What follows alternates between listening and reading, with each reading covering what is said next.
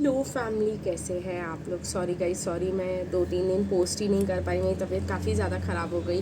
मैंने सोचा 2-3 दिन में मैं ठीक हो जाऊंगी तो मैं आपके के लिए बहुत अच्छे वीडियोस लंबे लंबे बना पाऊंगी। मेरा गला ही काम नहीं कर रहा था तो मैंने ब्रेक ले लिया।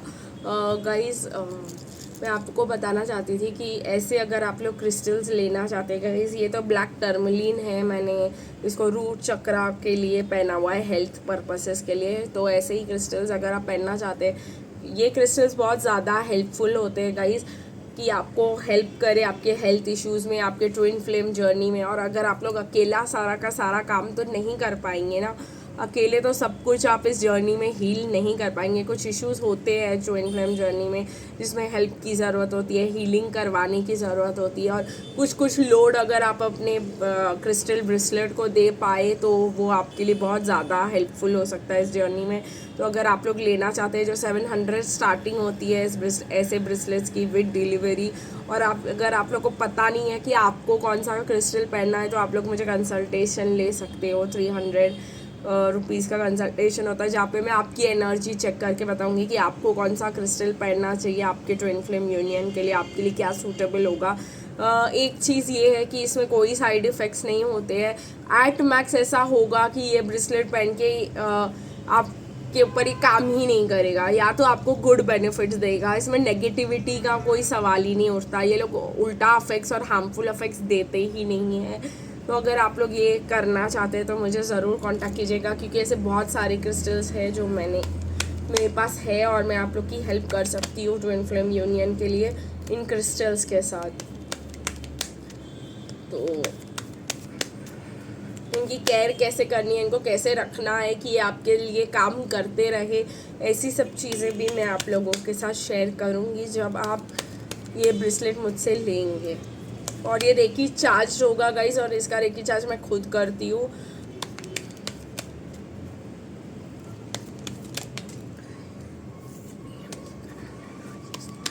आज हम लोग सिर्फ यही देखने वाले हैं कि डीएम की करंट एनर्जीज क्या है। आज की रीडिंग में 222 दिखाई दे रहा है। पार्टनरशिप के बहुत सारे साइंस होते हैं ये। मुझे यहाँ पे दिखाई दे रहा है कि आपके डीएम आपसे मिलना चाहते हैं, आपसे बात करना चाहते हैं, बहुत ज़्यादा स्ट्रेंथ इकट्ठा करने की कोशिश कर रहे हैं, पर उनको डर लग रहा है थर्ड पार्टी से। कहीं ऐसा ना हो कि उनकी कार्मिक को पता चल जाए और वो आपके पीछे भाग आए। और वो आपको प्रोटेक्ट भी करना चाहते हैं। ऐसा नहीं कि भाई कार्मिक्स के साथ आपकी बड़ी लड़ाई हो जाए या कार्मिक्स आपको कुछ हार्म कर दे ऐसा वैसा करके, क्योंकि आप बहुत ज़्यादा एक लविंग केयरिंग पर्सन हो। तो आपके डीएम बहुत ही ज़्यादा उस चीज़ का ख्याल रख रहे हैं। उनके हिसाब से आपके पास ना आके वो आपको प्रोटेक्ट कर रहे हैं कार्मिक से, क्योंकि उनकी कार्मिक्स कैसी है वो उनके साथ रह चुके हैं, वो उनको बहुत अच्छे से जानते हैं, समझते हैं। और उनको ऐसे पता है कि वो आपको हार्म भी कर सकती है, बट वो आपको बहुत ज़्यादा मिस कर रहे हैं। बहुत ज़्यादा उनको ऐसा लग रहा है कि आपके पास आए और आपसे मिले, आपसे बात करे, लेकिन उनको आपके इंटरेस्ट के बारे में नहीं पता कि क्या आप भी कहीं मूव ऑन कर गए हो। दूर से देखकर, सोशल मीडिया से देखकर तो ऐसा ही लगता है कि आप मूव ऑन कर गए हो। और बहुत ही ज़्यादा मिररिंग एनर्जीज भी है। वो आपको फुल पावर में देखते हैं, लव, केयरिंग, और वो आपके नरिशमेंट को भी बहुत ज़्यादा मिस करते हैं कि आपने उनको कैसे फील कराया, कितना लव दिया, कितना बेटर अच्छा लगता था उनको आपके साथ, कितना सही लगता था उनको, आपने उनको कितना कुछ दिया जब वो आपके साथ थे।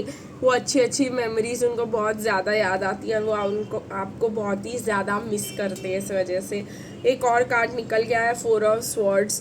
तो कहीं ना कहीं वो चीज़ें उनको बहुत ज़्यादा हॉन्ट कर रही है। वो अच्छा नहीं फील कर रहे हैं, वो अकेले फील कर रहे हैं, सिक फील कर रहे हैं। तो गाइस देखते हैं उनकी करंट एनर्जी चेकअप में क्या निकल कर आता है। Aggression and judgemental and betrayal. तो कहीं ना कहीं बहुत ज़्यादा डर है उनको कि आप उनको धोखा मिल जाएगा, या उनको मतलब उनको बहुत ज़्यादा अग्रेशन होता है धोखे से। उनको कोई धोखा दे तो वो चीज़ जो है, इसी बेसिस पे वो दूसरों को भी जज करते हैं कि उन्होंने अगर उनको धोखा दिया तो उनको कैसा लगेगा, तो उनको भी आगे ऐसी चीज़ें नहीं करनी चाहिए। प्लस उनको मिसट्रस्ट वाले बहुत ज़्यादा इश्यूज हो गए हैं, इनसिक्योरिटीज़ हो गई है अपने लाइफ में, क्लोज्ड माइंडेड पर्सन है ये, बहुत ही ज़्यादा नैरो माइंडेड पर्सन है आपके, तो हर चीज़ पे जजमेंटल हो रहे हैं। शायद ये झगड़े उनके कार्मिक के साथ चल रहे हैं और उनके ईगो क्लैशेस भी हो सकते हैं, जैसे मुझे यहाँ पे दिखाई दे रहा है। यहाँ पे मुझे डीएफ की कार्ड्स मैंने निकाल के रखे थे आज, मैंने बोला कि डीएम के बाद ही डीएफ के कुछ कार्ड्स मैंने निकाल के रखे थे, तो वो वाले स्प्रेड कर देते हैं। काफ़ी ज़्यादा कार्ड्स आए थे गाइस डीएफ के लिए, तो डीएफ को तो लग रहा है कि भाई ये कनेक्शन ही ख़त्म ही हो गया। बहुत ज़्यादा जेलसी हो रही है कार्मिक्स को देखकर, बहुत ज़्यादा लग रहा है कि वो उसके साथ ही है, वो उसके साथ ही खुश है, वो मुझसे प्यार करता ही नहीं था और मुझे भी मूव ऑन करना चाहिए। कहीं ना कहीं डीएफ को ईगो इश्यूज हो रहे हैं गाइज। आप जो देख रहे हो वो क्लैरिटी नहीं है, वो क्लियर नहीं है, वो सही नहीं है। एक कार्मिक साइकिल ख़त्म हुआ है, लेकिन वो बंदा नहीं गया आपकी ज़िंदगी से। आपके ट्विन फ्लेम आपको कभी छोड़कर नहीं जा सकते। कितना भी आपको लगे कि वो लोगों के साथ खुश है, फ़ोटो खींच रहा है, पता नहीं क्या कर रहा है, इंजॉय कर रहा है, वो चीज़ से आपको थोड़ी देर के लिए जेलसी हो सकती है, लेकिन वो पर्सन आपको कहीं पे भी कभी भी छोड़कर नहीं जा सकते, क्योंकि वो आपके ट्विन फ्लेम है। प्रॉब्लम सिर्फ यहाँ पे ये हो रही है कि आप लोगों को कुछ और ही दिखाया जा रहा है, जिसकी वजह से आपको इनसिक्योरिटीज़ और बहुत ज़्यादा प्रॉब्लम्स फेस करनी पड़ रही है। और किसी और लोग भी आपको बहुत ज़्यादा ऐसे होता होगा कि वो तो चला गया, देख वो तो एंजॉय कर रहा है, तुम ही यहाँ पर, तुम ही मूव ऑन कर जाओ। ऐसी चीज़ें सुनने से ना मन खट्टा हो जाता है। तो ऐसे लोगों से ही दूर रहा करो जो आपको ऐसे एनर्जी और ऐसे वाइब्स दे, ठीक है।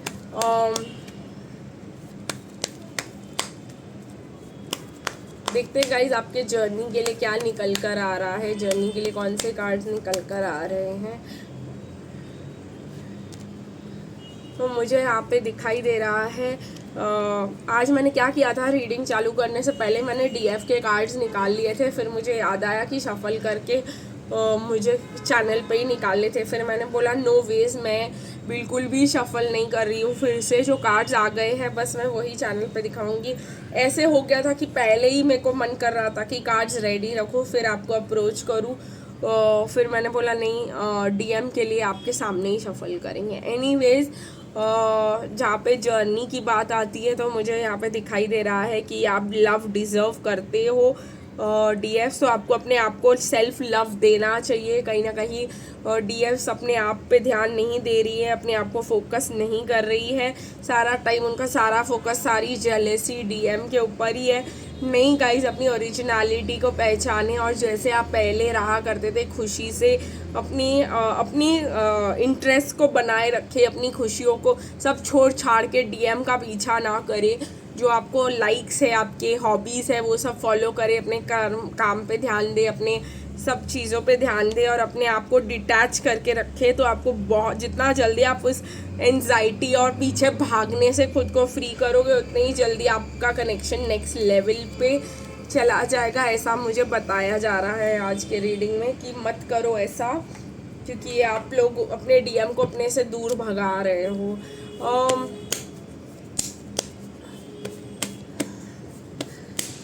अगर आपके डीएम ने आपको रिकन्सिलिएशन दिया है तो आप उनके पीछे सब कुछ भुला के नहीं भाग सकते हैं। ये ही एक पॉइंट मुझे बहुत क्लियरली सुनाई दे रहा है कि आपको रिकन्सिलिएशन मिल गया है, तो वो बहुत अच्छी बात है, कॉन्ग्रेचुलेशंस।